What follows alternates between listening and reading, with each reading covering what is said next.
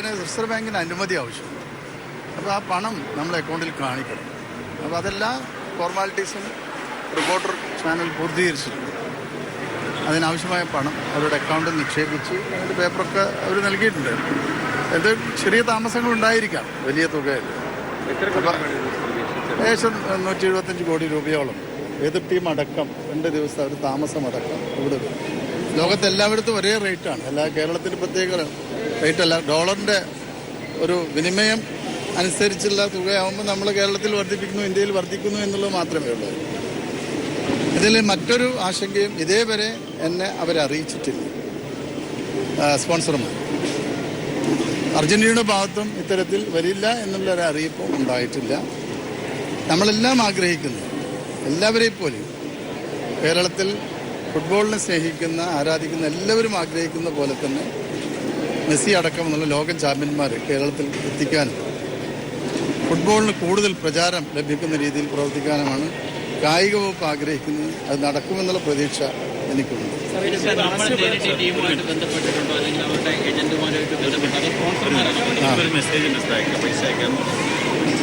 അതെന്താ പറഞ്ഞു?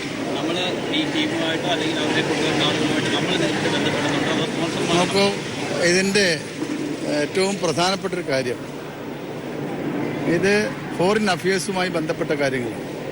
അവരുടെ വിസ പോലുള്ള കാര്യങ്ങൾ. അപ്പോൾ ഇതെല്ലാം തന്നെ ഗവൺമെൻറ്റാണ് ചെയ്യുന്നത്. അപ്പോൾ ഞാൻ നേരത്തെ സൂചിപ്പിച്ച കേന്ദ്ര കായിക വകുപ്പിൻ്റെ അനുമതി അത് ലഭ്യമായിട്ടുണ്ട്. റിസർവ് ബാങ്ക് അനുമതി ലഭ്യം. അതെല്ലാം തന്നെ നമ്മൾ ചെയ്യേണ്ടതാണ്, സർക്കാർ ചെയ്യേണ്ടതാണ്. അതൊരു സ്വകാര്യ വ്യക്തികൾ കിട്ടുന്നതല്ല. അപ്പോൾ സർക്കാരിൻ്റെ പൂർണ്ണ പിന്തുണ സ്പോൺസർക്കുണ്ട്. നമ്മൾ ഇതിൽ ആഗ്രഹിക്കുന്നത് ഇവിടെ നടക്കണമെന്നാണല്ലോ. അപ്പോൾ അതൊരു നെഗറ്റീവായി നമ്മൾ കാണണ്ട. മറ്റെന്തെങ്കിലും ബുദ്ധിമുട്ടുണ്ടായിരിക്കാം, ചിലപ്പോൾ അടക്കാൻ വൈകി. തീർച്ചയായും സ്പോൺസർ അത് ചെയ്യും. റിപ്പോർട്ടർ ചാനൽ അത് നല്ല രീതിയിൽ തന്നെ നടത്തുമെന്നുള്ള പ്രതീക്ഷ നമുക്കുണ്ട്. നിലവിൽ ഒരാശയക്കുഴപ്പം എന്നുള്ളത് പണം അയക്കുന്ന കാര്യത്തിൽ അനുമതി ലഭ്യമാകുന്ന കാര്യം ചെറിയ താമസം. അത് നിങ്ങൾക്കറിയാലോ. ഇത് പ്രധാനപ്പെട്ട 4 വകുപ്പുകൾ കാണും. ഫോറിൻ അഫയേഴ്സ് കാണണം, എൻഫോഴ്സ്മെൻറ്റ് ഡിപ്പാർട്ട്മെൻറ്റ് കാണണം, കായിക വകുപ്പും ധനമന്ത്രാലയവും കാണും. അപ്പോൾ അതെല്ലാം വന്ന് നമുക്ക് കഴിഞ്ഞ മാസമാണ് ഈ അനുമതിയെല്ലാം ലഭ്യമായത്. അതുകൊണ്ടുള്ള താമസം സ്വാഭാവികമാണ്. ഞാനിപ്പോഴും പൂർണ്ണമായി വിശ്വസിക്കുന്നത് ഇത് യാഥാർത്ഥ്യമാവും. മറ്റുള്ള പ്രശ്നങ്ങളൊന്നും നോക്കൂ. നമ്മളെ കയ്യിൽ ഇതുമായി ബന്ധപ്പെട്ട കോൺട്രാക്ട് ചെയ്ത് സ്പോൺസർ തന്നെ ഈ റിപ്പോർട്ടർ ബ്രോഡ്കാസ്റ്റിംഗ് കോർപ്പറേഷൻ തന്നെ അർജന്റീനയുമായി കരാറൊപ്പിട്ടിട്ടുണ്ട്. അത് സർക്കാരല്ല, സർക്കാർ അതിന് ഗ്യാരണ്ടി മാത്രം.